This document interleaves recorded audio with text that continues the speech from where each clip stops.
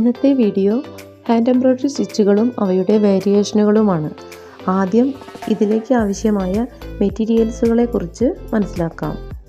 നിറം പോകാത്ത നല്ല ഇനം നൂലുകൾ, സ്കെയില്, പെൻസില്, ഇഴയെടുപ്പുള്ള ക്ലോത്ത്. പഠിച്ചു തുടങ്ങുമ്പോൾ ഈ തരം നൂലുകളായാലും മതി.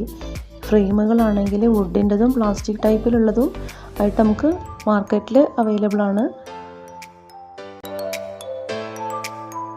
ത്രെഡ് കട്ടർ, ഡ്രോയിങ് പെൻസിൽ, പിന്നെ ബീഡ്സ്, സ്വീക്കൻസ് ഒക്കെ തയ്ക്കുന്നതിനായിട്ട് നേരിയ സൂചി, അതിന് നേരിയ ഹോളായിരിക്കും ഉണ്ടാവുക.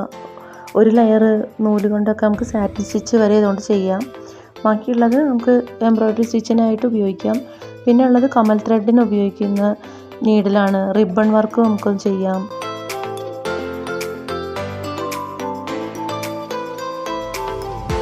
ഇനി ഫ്രെയിം എങ്ങനെ നമുക്ക് ഒരു ക്ലോത്തിലേക്ക് ഉറപ്പിച്ച് നിർത്തുന്നതെന്ന് നോക്കാം.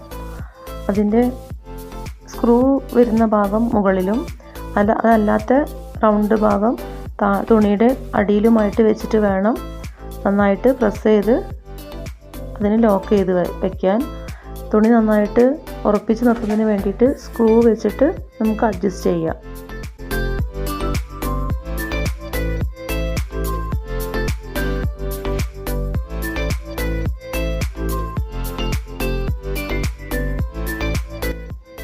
ത്രെഡ് നമ്മുടെ ആവശ്യത്തിനനുസരിച്ചിട്ട് കട്ട് ചെയ്തെടുക്കാം.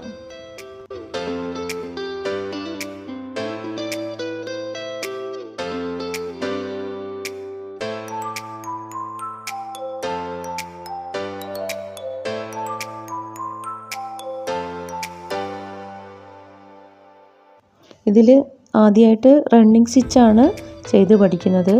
റണ്ണിങ് സ്റ്റിച്ചിന് ഈവൺ സ്റ്റിച്ച് എന്നും മറ്റൊരു പേരുണ്ട്.